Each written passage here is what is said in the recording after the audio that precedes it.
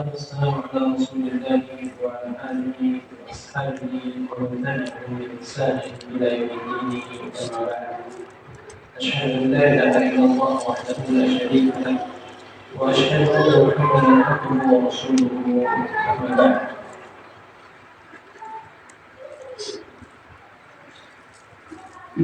salah satu nikmat yang Allah Subhanahu wa taala berikan kepada kita itu nikmat bagi kita yang mau mempelajari Al-Quran atau memahami apa isi dari Al-Quran tersebut. Karena banyak di antara manusia ini yang tidak tahu banyak tentang apa yang terjadi dalam Al-Quran tersebut.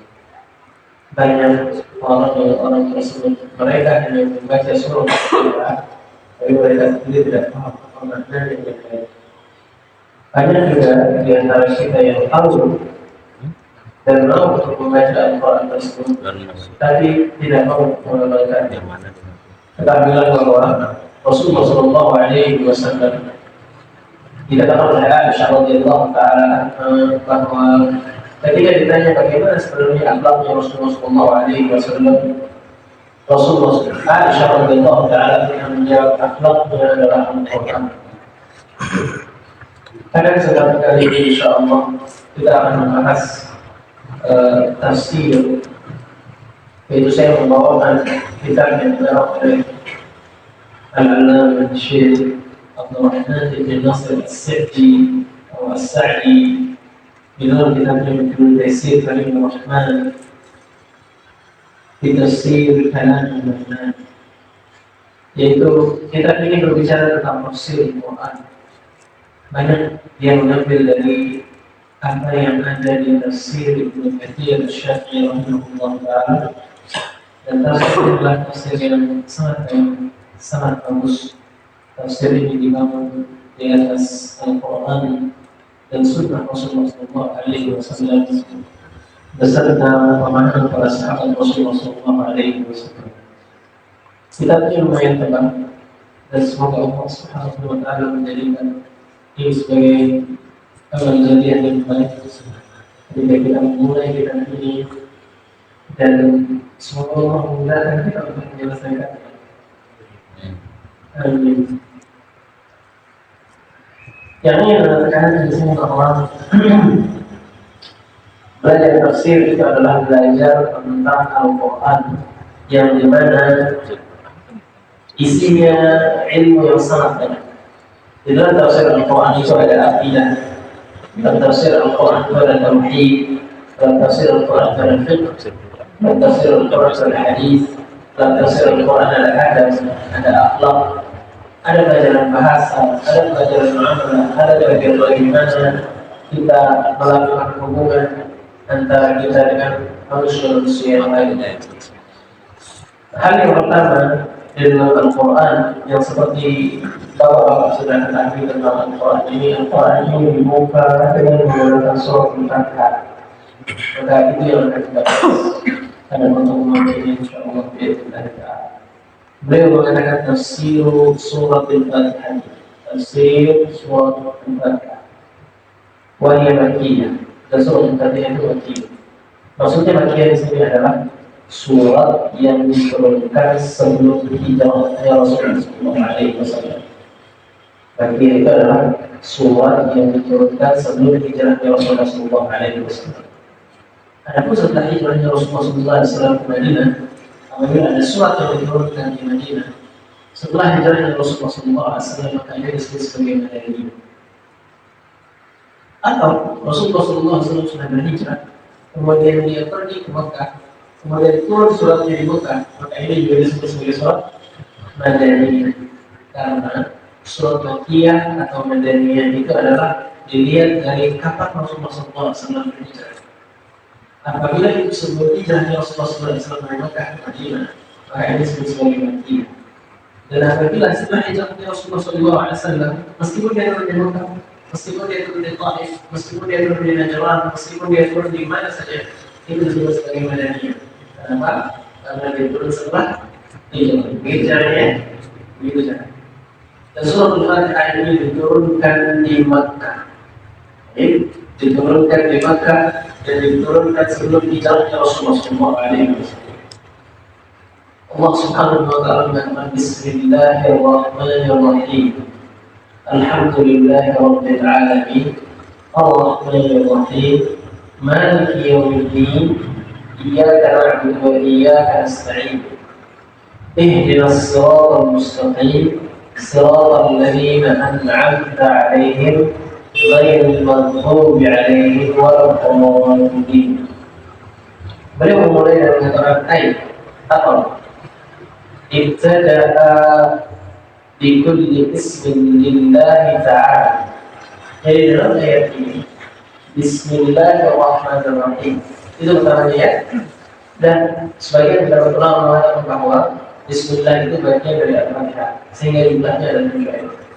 Ya, Bismillahirrahmanirrahim. Alhamdulillahirabbil alamin. Ar-Rahmanir-Rahim. Maliki yaumiddin. Iyyaka na'budu wa iyyaka nasta'in. Ihdinas siratal mustaqim. Siratal ladzina an'amta 'alaihim ghairil maghdubi 'alaihim waladdallin. Ya, jadi ada 7 ayat ditambah dengan basmalah tersebut. Baik, dalam bacaannya pun, dalam sholat pun itu berbeda-beda modelnya. Tetap Al-Fatihah itu dibaca, cuma ada yang menjaharkan seperti imam kita, hafizahullah. Ada juga yang mensirkan, ya. Bismillahirrahmanirrahim.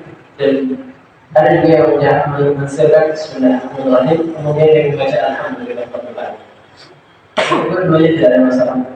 InsyaAllah dua-duanya warid. Ada bacaannya. Tapi nanti dilihat dari mana sisi pendalilan. Ya, maka nanti akan dibicarakan yang masalah kita. Tidak akan dibicarakan yang masalah. Yang jelas bahwa Al-Fatihah itu sebagian ulama mengatakan bahwa Bismillahirrahmanirrahim merupakan bagian dari Al-Fatihah itu sendiri. Gitu ya? Jadi dia harus dibaca ketika sholat. Dan ibtada'a bi kulli bismillah. Jadi di dalam ayat Allah Subhanahu wa Ta'ala, si pengarang kitab ini menjelaskan bahwa Allah Subhanahu wa Ta'ala memulai ayat ini, memulai Al-Quran itu dengan semua nama Allah Subhanahu wa Ta'ala. Bismillah, dengan menyebut nama Allah Subhanahu wa Ta'ala. Dan nama Allah Subhanahu wa Ta'ala itu sendiri semua nama Allah Subhanahu wa Ta'ala. Seluruh nama Allah Subhanahu wa Ta'ala. Lianna lafaz ismi mufrad wa. Kenapa? Karena lafaz isim di sini dia mufrad dan dia diidhafahkan. Bagi yang sudah belajar bahasa Arab tahu mudhaf ilaih. Baik Muhammad, rumahnya Muhammad. Ismullah, namanya Allah. Dengan menyebut nama-nama Allah Subhanahu wa Ta'ala. Faya'umu jami'al asma'il husna. Maka terkandung di dalam perkataan Bismillahirrahmanirrahim ini semua nama-nama Allah Subhanahu wa Ta'ala yang begitu baik, begitu indah. Gitu ya? Nama-nama Allah Subhanahu wa Ta'ala itu begitu indah. Jadi perkataan Bismillahirrahmanirrahim itu terkandung di dalamnya penyebutan nama-nama Allah Subhanahu wa Ta'ala yang begitu baik dan indah. Beliau kemudian mengatakan di sini Bismillah Allah. Ismi itu nama Allah, dengan nama Allah. Jadi Allah sendiri itu artinya makhluk, dia yang disembah. Itu artinya makhluk, dia yang dituhankan. Makhluk, Allah itu artinya dalam bahasa Arab makhluk. Makhluk bukan makhluk, ya. Makhluk, mim, hamzah, lam, waw, ha. Makhluk, dia yang dituhankan. Jadi tidak boleh menuhankan sesuatu selain Allah Subhanahu wa Ta'ala. Dan kita yang menuhankan Allah Subhanahu wa Ta'ala, karena dia memerintahkan kita untuk menuhankan Allah Subhanahu wa Ta'ala. Wa ma'bud, dan yang diibadahi. Beribadah hanya kepada Allah Subhanahu wa Ta'ala. Tidak boleh kepada selain Allah Subhanahu wa Ta'ala. Dan ibadah ini terkandung di dalamnya hal-hal yang dimana hal-hal tersebut dicintai oleh Allah Subhanahu wa Ta'ala, diridhai oleh Allah Subhanahu wa Ta'ala, dari perbuatan maupun perkataan. Makanya Pengertian dari ibadah itu adalah ismun jami' li kulli ma yuhibbu Allah wa yardah. Nah, segala sesuatu yang sifatnya umum, yang dia dicintai oleh Allah Subhanahu wa taala dan diridhai oleh Allah Subhanahu wa taala. Itu adalah ibadah. Ya. Artinya, apabila dia tidak dicintai oleh Allah Subhanahu wa taala, maka itu bukan merupakan ibadah. Kemudian, seperti sholat yang dicintai oleh Allah Subhanahu wa taala, maka dia merupakan ibadah. Lainnya, bertawakal, menggantungkan diri. Allah Subhanahu wa taala senang apabila kita menggantungkan diri kepadanya, maka ini merupakan ibadah. Jadi jangan pernah menganggap bahwa ibadah itu hanya 5 rukun Islam saja. Ibadah itu banyak. Salah satunya menggantungkan diri kepada Allah Subhanahu wa taala. Merasa takut hanya kepada Allah Subhanahu wa taala, tidak kepada makhluk. Kemudian berharap hanya kepada Allah Subhanahu wa taala, tidak kepada makhluk. Kemudian memuji Allah Subhanahu wa taala. Boleh kita memuji manusia, tidak boleh, tapi menyamakan pujian kita dengan kepada Allah Subhanahu wa taala. Maksudnya menyamakan pujian kita dan pujian kepada Allah Subhanahu wa taala disamakan. Ini dari perbuatan. Ini dari perbuatan. Hatta meskipun kepada anak istri kita, maka cinta kita kepada Allah Subhanahu wa taala harus lebih besar dibandingkan dengan cinta kita kepada anak istri. Artinya bahwa apabila kita memiliki masalah, dari mana masalah tersebut di rumah yang membuat kita lalai terhadap beribadah kepada Allah Subhanahu wa taala, dari situ kita bisa tahu bahwa kita lebih mencintai rumah kita dibandingkan dengan Allah Subhanahu wa taala. Begitu ya. Padahal masalah kita di rumah itu sendiri itu bisa diselesaikan oleh Allah Subhanahu wa taala dengan mudah dan sejahtera. Maka dari itu berpikirlah realistis. Kita harus berpikir realistis. Kadang-kadang kita meninggalkan keluarga kita tujuannya untuk beribadah kepada Allah Subhanahu wa taala dan ingatlah bahwa Allah akan melihat mereka. Begitu ya. Makanya dikatakan di sini Qul ma'lub, dia adalah yang dituhankan, al-ma'bud, yang disembah, al-mustahiq, dan yang paling berhak diifradi beribadah, agar kita hanya beribadah kepadanya. Yang namanya Allah adalah dia adalah yang dituhankan, dia adalah yang disembah, dan paling berhak untuk kita ibadah kepadanya. Ya, paling berhak untuk kita beribadah kepadanya. Liman qasafa bihi min sifatil uluhiyah, dan dia disifati dengan sifat ketuhanan. Wahia sifatul kamal, dan sifat ketuhanan itu adalah sifat yang paling lengkap. Allah memiliki rasa sayang, tapi tentu rasa sayangnya Allah tidak seperti rasa sayangnya manusia. Bapak-bapak menyayangi keluarga ya? Saya menyayangi keluarga saya. Tapi ketika ada orang lain datang kepada Bapak untuk meminta kepada orang, Bapak akan memberikan? Tentu tidak. Kita lebih mengutamakan keluarga kita dibandingkan dengan orang lain. Tapi Allah Subhanahu wa taala tidak seperti itu. Artinya sifat sayang Allah Subhanahu wa taala itu kamal, lengkap. Tidak seperti sifat sayangnya manusia, ada kekurangan. Ya. Baik. Kemudian beliau mengatakan di sini Bismillah, dengan nama Allah, dan Allah itu adalah semua yang dituhankan. Allah itu adalah yang dituhankan, yang kita beribadah kepadanya, yang paling berhak kita untuk beribadah kepadanya. Ar-Rahman Ar-Rahim. Bismillahirrahmanirrahim. Ar-Rahman dan Ar-Rahim ini dikatakan ismani dallan ala annahu ta'ala ar-Rahman al-wasi'. Dia adalah dua nama, Ar-Rahman Ar-Rahim. Jadi Allah Subhanahu wa taala memiliki nama, yaitu Ar-Rahman dan Ar-Rahim. Kalau kita bisa membaca semua yang ada dalam Al-Quran dan tafsir di dalam Al-Quran, kita akan bisa menghitung berapa nama-nama Allah Subhanahu wa taala. Tapi ya, nama Allah Subhanahu wa taala dalam Al-Quran ini terbatas benar. Dan nama Allah Subhanahu wa taala tidak terbatas sama sekali. Adapun yang 99 itu adalah yang dikabarkan oleh Rasulullah SAW. Cuma ada nama-nama lain yang kita sendiri tidak banyak mengenal. Dikatakan di sini Ar-Rahman Ar-Rahim ismani dalani ala annahu ta'ala ar-Rahman al-wasi'. Dua nama yang nama tersebut menunjukkan bahwa Allah Subhanahu wa taala memiliki rahmat yang begitu luas. Di luar Nah, kemudian dikatakan di sini allati wasa'at kullu syai', yang dimana mencakup segala sesuatu. Wa amma kullu hayy, dan semua yang hidup mendapatkan rahmat Allah Subhanahu wa taala. Muslim, kafir, fasik, munafik, mukmin, muhsin, semuanya rahmat Allah Subhanahu wa taala semuanya. Ya, makanya kita bisa melihat ada orang kafir, ada orang kafir miskin. Orang mukmin pun ada yang kaya, ada yang miskin, ada yang hidupnya pas-pasan, ada yang hidupnya kayak yang luar biasa. Jadi semua yang namanya rahmat itu adalah Allah Subhanahu wa taala sendiri yang menyatakan bahwa Ar-Rahman Ar-Rahim. Syekh mengatakan isman, dua nama dalan yang dimana nama-nama ini menunjukkan bahwa Allah Subhanahu wa taala memiliki rahmat yang luas dan mencakup semua yang hidup. Wa katabaha lil muttaqina wal muntabi'ina li anbiya'i wa rusulih.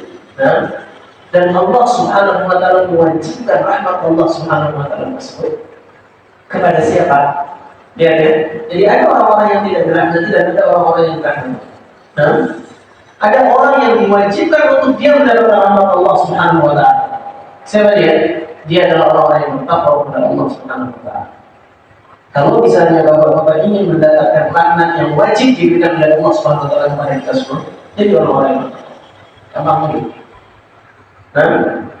Kemudian al-muttabi'ina li anbiya'i, yang dimana dia mengikuti nabi-nabi mereka. Artinya bertakwa saja tidak cukup, harus mengikuti Rasulullah SAW dalam lini-lini kehidupan. Maka apabila kita ingin mendapatkan rahmat dari Allah Subhanahu wa taala yang sifatnya wajib Allah Subhanahu wa taala memberikan kita rahmat, maka jadilah orang yang bertakwa dan mengikuti Rasulullah SAW. Itu jadilah orang yang bertakwa dan mengikuti Rasulullah SAW. Fahaula'u rahmah mutlaq, dan mereka semua, yaitu orang-orang yang bertakwa, orang-orang yang mengikuti Rasulullah SAW, mereka mendapatkan rahmat yang sifatnya mutlak. Wa man adahu falahu nasibun minha. Adapun orang-orang selain mereka, yaitu orang-orang yang bertakwa dan orang-orang yang mengikuti Rasulullah SAW, selain orang yang bertakwa dan mengikuti Rasulullah SAW, mereka dapat, tapi tidak sesempurna yang didapat oleh orang-orang yang bertakwa dan orang-orang yang mengikuti Rasulullah SAW. Jadi jangan puas dikatakan orang-orang yang bertakwa kepada Allah Subhanahu wa taala. Kenapa? Karena masih ada kurangnya. Apa kurangnya? Belum mengikuti Rasulullah SAW. Apabila mengikuti Rasulullah SAW, maka rahmat Allah Subhanahu wa taala wajib atas manusia. Bila rahmat Allah Subhanahu wa taala wajib diberikan kepada manusia. Kemudian dikatakan di sini wa'lam, dan ketahuilah anna min al-qawaid al-muttafaq 'alayha, bahwa dari qaidah yang semua ulama itu bersepakat terhadapnya, baina salafil ummah, dari orang-orang yang terdahulu, umat-umat yang terdahulu, wa imantuha, dan iman-imannya, al-imanu bi asma'illahi wa sifatihi wa ahkamis sifat, beriman terhadap nama-nama Allah dan sifat-sifat Allah dan hukum-hukum dari sifat-sifat tersebut. Jadi wajib seseorang beriman dengan nama-nama Allah Subhanahu wa taala. Wajib seseorang beriman dengan sifat-sifat Allah Subhanahu wa taala. Dan wajib seseorang beriman terhadap hukum-hukum dari sifat-sifat dan nama-nama Allah Subhanahu wa taala. Ini adalah belajar dengan sifatnya wajib. Ya, wajib beriman dengan nama-nama Allah. Ya, wajib beriman dengan sifat-sifat Allah dan wajib beriman dengan bagaimana hukum-hukum yang ditimbulkan oleh nama-nama Allah dan sifat-sifat Allah. Tapi yang jadi pertanyaannya, bagaimana mau beriman dengan sifat-sifat dan nama-nama Allah sedangkan kita tidak pernah belajar dan tahu nama-nama Allah? Tadi yang ditahu Ar-Rahman Ar-Rahim, selebihnya pernah tahu? Pernah tahu nama Allah Subhanahu wa taala Al-Haq? Pernah dengar? Pernah dengar nama Allah Subhanahu wa taala Al-Haq? Itu nama Allah Subhanahu wa taala.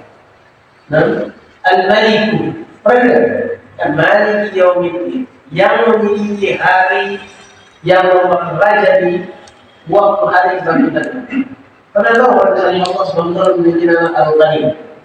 Jadi kita tidak mungkin akan tahu nama-nama Allah Subhanahu wa taala ketika kita tidak pernah sama sekali belajar. Dan sangat tidak bisa kita akan berdoa kepada Allah Subhanahu wa taala kalau kita tidak mengenalnya. Ya, mau berdoa bagaimana? Wahai yang memiliki rezeki, wahai yang memberikan rezeki, tidak tahu namanya, Rosa. Kan sudah berdoa seperti itu. Apalagi yang maha kaya, yang maha mengatur. Kapan kita akan berdoa kalau kita tidak belajar nama Allah Subhanahu wa taala? Maka dari itu, ketika seseorang benar-benar meyakini nama-nama Allah Subhanahu wa taala, kemudian dia berdoa dengan nama-nama Allah Subhanahu wa taala, maka diharapkan bahwa dia akan dikabulkan doanya oleh Allah Subhanahu wa taala. فيؤمنون مثلا بأنه الرحمن الرحيم بالرحمة التي اتصف بها المتعلقة بالمرحوم فالنعم كلها أثر من أسباب الرحمة. Contohnya adanya beliau di sini beriman terhadap nama Allah Subhanahu wa taala yaitu Ar-Rahman Ar-Rahim, yang artinya yang memiliki kasih sayang. Itu artinya Ar-Rahman. Apa artinya Ar-Rahman? Yang memiliki kasih sayang. Nah, yang dimana Allah Subhanahu wa taala mensifati apa yang disayanginya, yang mensifati dirinya dengan apa yang disayanginya. Contohnya, nikmat Allah Subhanahu wa taala. Nikmat Allah Subhanahu wa taala yang diberikan kepada kita semua itu merupakan salah satu efek hasil dari kasih sayang Allah Subhanahu wa taala. Nikmat yang diberikan kepada kita semua hari ini, nikmat penglihatan, nikmat penciuman, nikmat sehat, nikmat punya anak, nikmat punya istri, semuanya itu adalah hasil dari kasih sayang Allah Subhanahu wa taala kepada kita. Gitu aja. Nah, diberikan contoh yang lain, fil alimi. Nah, nama Allah Subhanahu wa taala yang lain yaitu yang Maha Mengetahui, sifatnya yang Maha Mengetahui. Innahu alimun dzul ilmi. Sesungguhnya dia adalah yang Maha Mengetahui, yang memiliki ilmu. Yang namanya orang mengetahui itu pasti memiliki ilmu. Kalau dia tidak mengetahui berarti tidak memiliki ilmu. Maka dari itu Allah Subhanahu wa taala memiliki ilmu. Jadi dia yang Maha Mengetahui. Dia yang Maha Mengetahui. Kullu syai' qadirun dzul qudrah yaqdiru 'ala kulli syai'. Yang namanya qadir itu adalah yang mampu untuk melakukan apapun. Maha perkasa, maha kuat. Itu namanya qadir. Dzul qudrah yang memiliki kemampuan.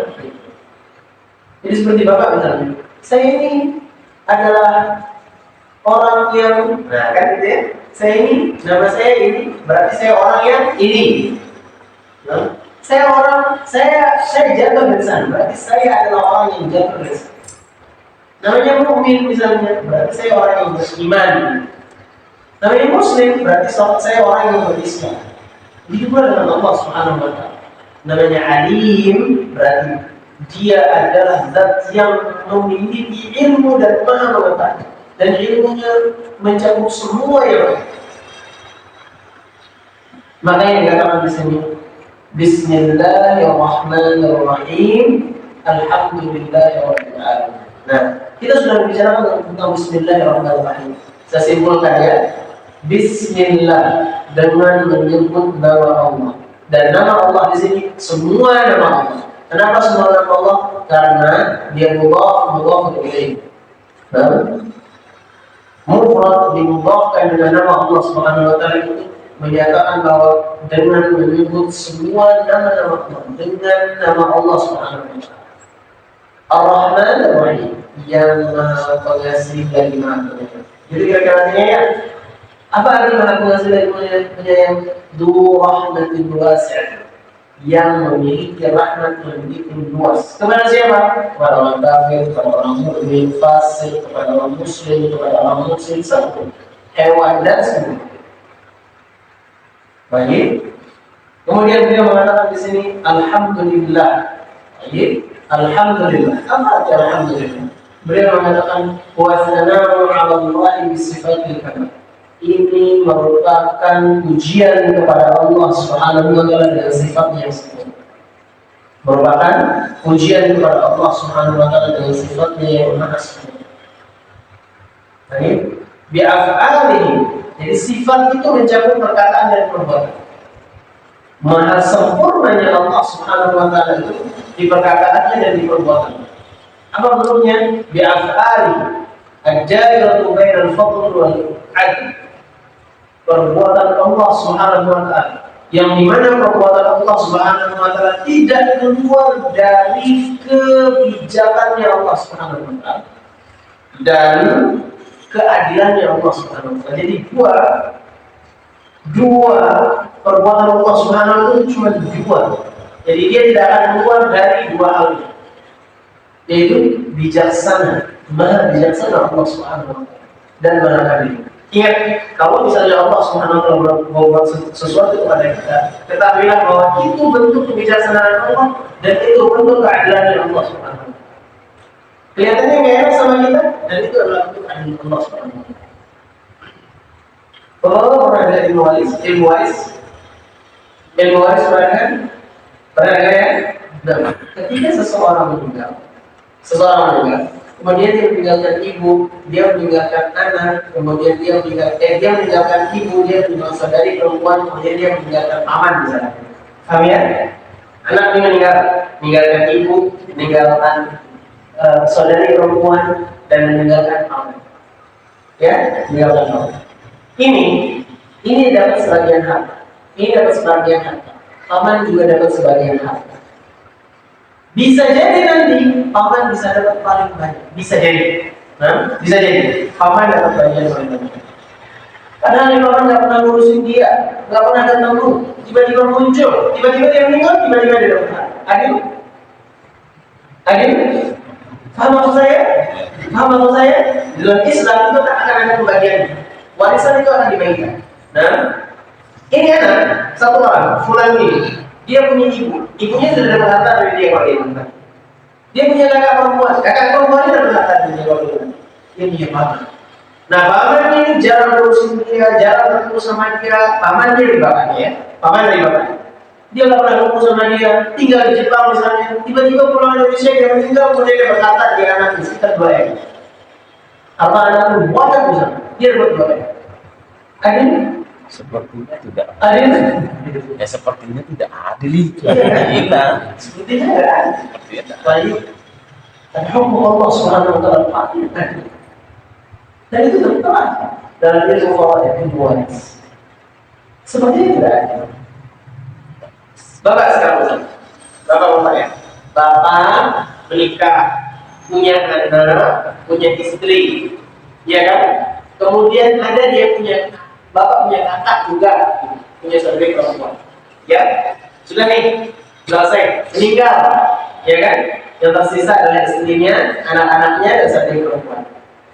Ya, ini istri dapat harta berapa? Misalnya dia dapat 1/4 misalnya, ya, 1/4 hartanya. Anak-anak misalnya anak perempuan dapat setengah dari harta. Sisanya kakak perempuan. Kakak perempuan belum pernah ketemu sama bapak, saling bantu juga jarang, ya kan? Ya, saudara perempuan. Tiba-tiba dia dapat harta ya. Adil? Dan dia dapat harta lebih banyak daripada istrinya bapak. Ya, dia dapat harta lebih banyak daripada istrinya bapak. Adil? Ayah. Adil. Kenapa adil? Istrinya bapak belum tentu ketika lagi. Kalau dia dikali. Oh iya. Iya kan? Itu bapak misalnya hartanya bapak dikasih ke suami misalnya. Iya. Maka dari itu hukum Allah Subhanahu wa taala. Perbuatan Allah Subhanahu wa taala dalam semua ini, dalam semua itu cuma dua. Yang pertama Allah Subhanahu wa taala Maha Bijaksana. Yang kedua Allah Subhanahu wa taala Maha Adil. Ya, Maha Adil. Penting bapak-bapak belajar soal sifat supaya bapak ketika kita meninggal. Cuma kalau kita meninggal kita nggak mungkin akan bangun dari kubur kita dan mengatakan kamu nggak ada. Sudah kita selesai urusan ini. Tidak ada urusan lagi. Ya, sudah tidak ada urusan kita. Kemudian beliau mengatakan di sini bisifatil kamal wal fa'ali jadul baina fadli wal 'adl. Falahul hamd. Nah, maka bagi Allah Subhanahu wa taala pujian itu al-kamil, yang sangat sempurna, bi jami'il wujud, dari semua sisi. Alhamdulillah. Allah Subhanahu wa taala memuji dirinya sendiri dengan sifatnya yang begitu sempurna, memuji perbuatan-perbuatan yang dimana perbuatannya tersebut adalah antara kebijakan dan keadilan. Jadi dua itu saja perbuatannya Allah Subhanahu wa taala, tidak ada yang zalim sama manusia. Nah, tidak ada yang zalim sama manusia. Sama sekali tidak ada yang zalim sama manusia. Jangan pernah berpikir bahwa misalnya Allah Subhanahu wa taala mencabut nyawa seseorang itu adalah perbuatan zalim kepada dia. Tidak. Nah, tidak. Sama sekali tidak. Itu justru merupakan perbuatan yang paling adil yang Allah Subhanahu wa taala. Ketika ada seseorang meninggal dan seseorang tersebut diketahui adalah orang yang bertauhid kepada Allah Subhanahu wa taala, seseorang tersebut adalah seseorang yang baik, seseorang tersebut dalam kehidupannya selalu menjaga diri, seseorang tersebut selalu berinfak kepada Allah Subhanahu wa taala. Bapak-bapak akan tangisi kematiannya? Tangisi kematiannya? Tidak, justru kita yang akan bertanya di mana kita nanti. Kondisi seperti ini adalah kondisi yang biasa, sangat biasa terjadi, dan itu adalah bentuk keadilan Allah Subhanahu wa taala. Alhamdulillah Rabbil Alamin. Baru kita berbicara Rabbil Alamin. Tadi kita memuji Allah Subhanahu wa taala. Alhamdulillah, segala puji bagi Allah Subhanahu wa taala. Nah, Rabbil Alamin. Rabb al-Alamin. Rabb wal Murabb. Rabb itu artinya memelihara semua makhluk, semua alam semesta ini Allah Subhanahu wa taala yang memelihara. Huwal murabbi jami'il alamin, dialah yang memelihara semua semesta alam. Wahum, dan mereka itu, maksudnya semesta alam ini adalah man siwallah, siapa-siapa yang selain Allah Subhanahu wa taala. Apa saja yang selain Allah Subhanahu wa taala dan siapa saja selain Allah Subhanahu wa taala itu adalah makhluk. Jadi pilihannya cuma dua, makhluk dan khaliq. Makhluk dan Allah Subhanahu wa taala. Gitu ya? Makhluk dan Allah Subhanahu wa taala. Bikhalqihi lahum. Tapi ingat bahwa yang namanya alam semesta ini selain manusia di dalamnya, bagi manusia juga alam semesta ini diciptakan. Ya, tanah untuk manusia, udara untuk manusia, kemudian langit itu juga untuk manusia. Jadi kadang-kadang semuanya untuk manusia. Dan ketahuilah bahwa Rasul itu kebanyakan berasal dari golongan manusia, dan semuanya berasal dari golongan manusia, tidak ada yang berasal dari golongan jin. Begitu pula dengan Nabi, semuanya berasal dari golongan manusia, tidak ada berasal dari golongan jin. Sehingga dikatakan Rabbul Alamin wal Murabbi Jami'il Alamin, Allah Subhanahu wa taala yang memelihara semua yang ada alam semesta ini. Wa man siwallah, mereka adalah apa-apa yang selain Allah Subhanahu wa taala. Bi khalqi ilah, dan diciptakan untuk mereka. Wa iddahu lahu alat, dan diciptakan alam semesta ini sebagai alat untuk manusia. Ya, jadi boleh Bapak gunakan sebaik-baiknya. Kemudian dikatakan wa in'amu 'alaihim bin ni'matin 'azimah, dan mereka diberikan nikmat oleh Allah Subhanahu wa taala, nikmat yang begitu besar dengan alam allati law faqaduha lam yumkin lahum baqa. Kalau sekiranya nikmat Allah Subhanahu wa taala ini hilang, dan mungkin tidak bisa bertahan. Salah satunya nikmat sehat, nikmat hidup yang diberikan oleh Allah Subhanahu wa taala. Kalau hilang nikmat ini, tidak bertahan. Mati basi. Khalaqahu lil makhluqin wa razaqahum wa hidayatuhum lima fihi min masalih. Nah, kemudian dikatakan di sini wa tarbiyatuhu ta'ala li khalqihi naw'an, dan pemeliharaan Allah Subhanahu wa taala ada dua jenis. Ingat Bapak-bapak ya, pemeliharaan Allah Subhanahu wa taala untuk manusia ini ada dua jenis. Dicamkan kata-kata saya dengan baik, didengarkan dengan baik, dihafalkan dengan baik. Pemeliharaan manusia, pemeliharaan Allah Subhanahu wa taala untuk manusia itu ada dua jenis. Nah, apa dia? Am wa khas. Pemeliharaan yang sifatnya umum dan pemeliharaan yang sifatnya khusus. Apa pemeliharaan yang sifatnya umum tersebut? Bal'aman Maka pemeliharaan yang sifatnya umum tersebut yaitu khalaqahu lil makhluqin. Allah Subhanahu wa taala menciptakan segala sesuatu untuk makhluk. Artinya kalau misalnya kita mendapatkan rezeki dari Allah Subhanahu wa taala, itu adalah pemeliharaan yang sifatnya apa? Umum. Ingat, pemeliharaan yang sifatnya umum. Kemudian razaqahu, diberikan rezeki. Kalau kita diberikan rezeki oleh Allah Subhanahu wa taala, maka Allah sedang memelihara kita secara umum. Kenapa? Karena kita diberikan rezeki dan orang kafir pun diberikan rezeki. Apa bedanya ini? Tidak ada yang beda, ya. Kemudian dikatakan wa hidayatuhum lima fihi min masalihim allati fiha baqa'u fid dunya. Dan bentuk pemeliharaan secara umum itu antara lain itu diberikannya petunjuk supaya seseorang bisa memperbaiki kehidupan dunia. Nah, ilmu-ilmu umum yang diberikan kepada kita semua itu bentuk dari pemeliharaan Allah Subhanahu wa taala secara umum. Contoh, api itu panas, kita semua sudah tahu. Ya, kita dipelihara secara umum. Kalau api pun tahu api panas. Orang manusia tahu api panas. Dingin, kita juga sudah tahu. Ini obat dari ini, kita juga sudah tahu. Wah, ini obat dari kalau dingin kita pakai jaket semua. Ilmu-ilmu yang sifatnya umum, orang kafir pun paham tentang itu. Maka ini adalah pemeliharaan secara umum. Bagaimana pemeliharaan secara khusus? Coba lihat pertanyaannya ya. Beliau mengatakan di sini, pemeliharaan secara khusus itu adalah wal khassah tarbiyatuhu li awliya'i. Dia adalah pemeliharaan untuk wali-wali Allah Subhanahu wa taala. Ya. Siapa itu wali-wali Allah Subhanahu wa taala? Dikatakan di sini, fayurabbihim bil iman. Mereka dipelihara dengan keimanannya. Artinya bahwa apabila Bapak ingin dipelihara secara khusus, maka benar-benarlah beriman kepada Allah Subhanahu wa taala. Perbaiki keimanannya kepada Allah Subhanahu wa taala. Jangan wa yuwaffiqhum lahu. Nah, dan mereka orang-orang yang dipelihara secara khusus ini oleh Allah Subhanahu wa taala, pemeliharaan secara khusus oleh Allah Subhanahu wa taala.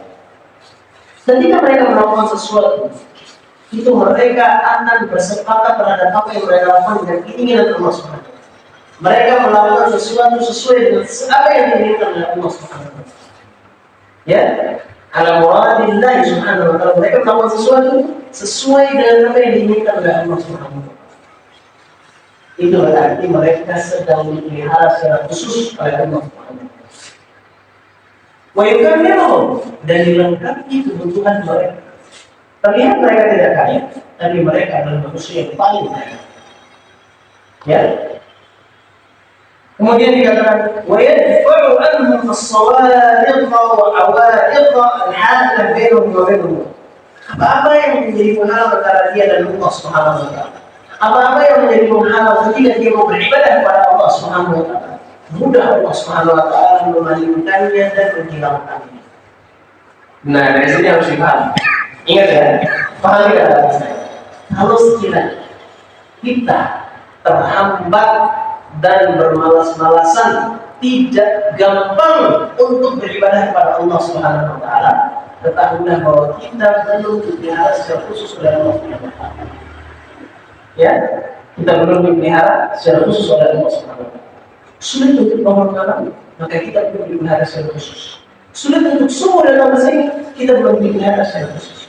Sulit untuk berkata yang baik kepada keluarga kita dan masih banyak berputar, kita belum dipelihara secara khusus. Sulit untuk menerima agama yang benar ini, kita belum dipelihara secara khusus.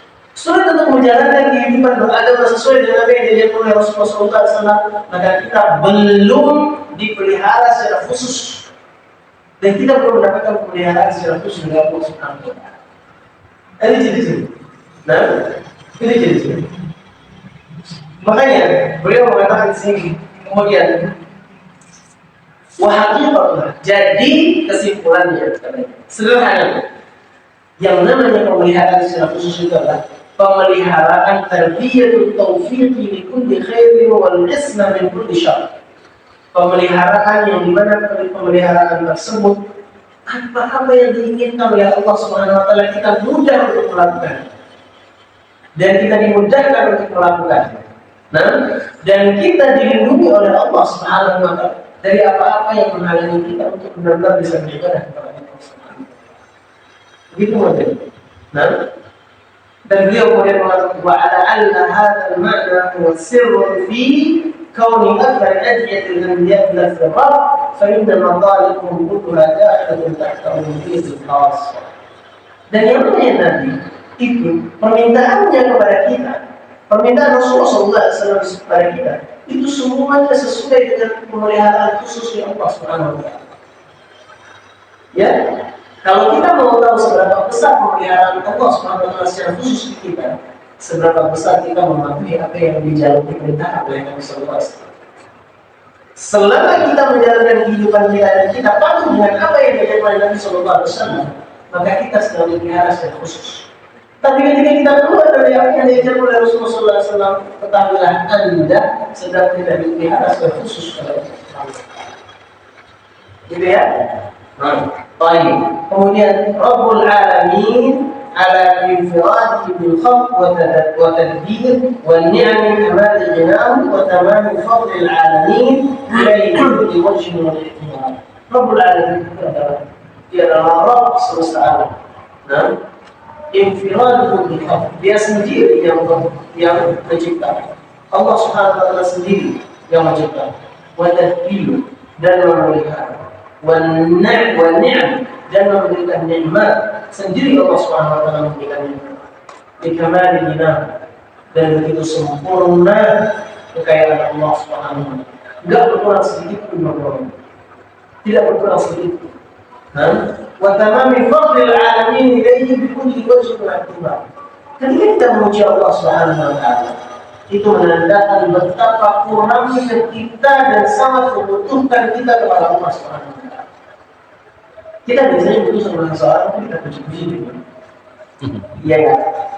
Kita butuh sama seseorang, biasanya kita puji-puji dia. Insyaallah. Ujung-ujungnya kita minta sesuatu ketika kita puji dia. Dan ketika kita memuji Allah Subhanahu wa taala, sayang sekali. Kebanyakan ini adalah sekedar qaul, sekedar perkataan saja.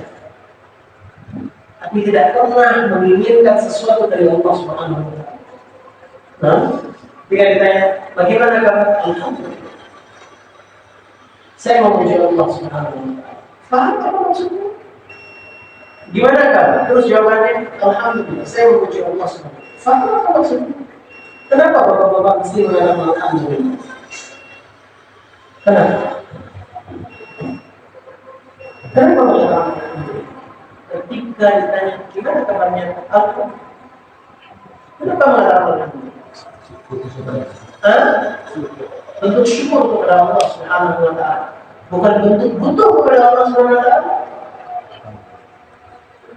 Kan harusnya dibilang di sini bahwa yang namanya alhamd, kita memuji Allah Subhanahu wa taala. Kita tahu betapa kayanya Allah Subhanahu wa taala dan kita tahu betapa miskinnya kita ke hadapan Allah Subhanahu wa taala. Ya kan? Berarti bentuk ketika kita katakan, gimana kabar? Alhamdulillah, saya bersyukur atas nikmat yang diberikan oleh Allah Subhanahu wa taala sama saya. Begitu? Bukan karena kita butuh oleh Allah. Iya kan? Bukan karena butuh kepada Allah Subhanahu wa taala. Mungkin ya di pelajaran-pelajaran selanjutnya ya, ketika kita berbicara masalah tafsir Al-Quran harus contohnya tadi. Iya, harus benar-benar contohnya gitu. Coba pertanyaan saya. Ketika saya mengatakan sama Bapak, gimana kalau dia alhamdulillah? Kenapa begitu? Syukur kepada Allah Subhanahu wa taala atau butuh kepada Allah? Iya kan? Mau bersyukur sama Allah Subhanahu wa taala, butuh kepada Allah Subhanahu wa taala. Ini jadi pertanyaan. Kalau mengatakan alhamdulillah, saya bersyukur atas apa yang diberikan oleh Allah Subhanahu wa taala. Nah, saya. Tapi setelah itu, berarti itu sudah cukup nih. Saya nggak butuh apa-apa lagi ya Allah Subhanahu wa taala itu ya. Sudah ya? Iya enggak? Saya juga saya dulu. Iya bisa berdoa terima kasih alhamdulillah. Cukup deh. Jadi ya. Setelah itu saya nggak butuh lagi berarti. Iya kan? Saya nggak butuh lagi. Itu yang jadi masalah. Ketika kita belajar nama-nama Allah Subhanahu wa taala, kita hanya sedang memahaminya. tapi tidak memahami apa mereka di belakang itu semua. Kalau mereka kata alhamdulillah, itulah kita memuji Allah Subhanahu wa taala karena nikmat yang diberikan dan kita masih tetap butuh dengan nikmat yang diberikan. Karena kita memuji Allah Subhanahu wa taala, artinya kita benar-benar akan ingin supaya kita dapat apa-apa yang bisa diberikan oleh Allah Subhanahu wa taala. Semua yang kita butuhkan kita bisa dapat dari Allah Subhanahu wa taala. Sama seperti kalau misalnya mau sakit, kemudian setelah itu sembuh, kemudian masih sedikit-sedikit sakitnya. Apa jawabannya? Alhamdulillah ya Allah. Sama seperti seseorang tersebut rugi dalam bisnis. Masa ketika mau bertanya, gimana bisnis kamu? Alhamdulillah. Bangkrut. Harusnya dia mengatakan alhamdulillah ala kulli hal. Kenapa? Karena saya masih butuh Allah Subhanahu wa taala. Saya masih butuh untuk diselamatkan bisnis saya. Saya ini kurang, saya ini miskin, saya butuh kekayaan dari Allah Subhanahu wa taala. Alhamdulillah ala kulli hal gitu sudah. Kecewa. Jadi alhamdulillah ala kulli hal itu bentuk kekecewaan dia kepada Allah Subhanahu wa taala. Selalu kita lakukan selalu. Itu yang saya katakan. Subhanallah. Ketika dia ditanya, gimana keadaan itu? Alhamdulillah ala kulli hal. Dan itu bentuk kekecewaannya kepada Allah Subhanahu wa taala. Apa yang dikecewakan? Apa yang mengecewakan? Apa yang mengecewakan? Dia segala sesuatu yang Allah Subhanahu wa taala lakukan kepada kita sesuai dengan namanya tadi, ya. Dari sifat perbuatan yang Allah Subhanahu wa taala itu cuma ada dua. Kebijakan Allah Subhanahu wa taala dan keadilan Allah Subhanahu wa taala. Itu yang perlu kita lakukan. Ketika seorang musibah dapat apapun, kalau dia benar-benar memahami dan menjalankan apa yang diketahui dengan nama-nama Allah dan sifat-sifat Allah Subhanahu wa taala, tidak akan ada dia merasa kecewa dalam apa yang didapat. Apalagi mengatakan alhamdulillah ala kulli hal, alhamdulillah ya sebagaimana mungkin, gitulah jawabannya. Itu kan kecewa. Semoga Allah menjadikan kita orang yang memahami nama Allah Subhanahu wa taala dan sifat-sifat Allah, serta menjadikan kita orang yang selalu bersandar kepada Allah Subhanahu wa taala. Saya juga Allah Subhanahu wa taala berdoa. Asyhadu an la ilaha illallah wa astaghfiruka wa atubu ilaik.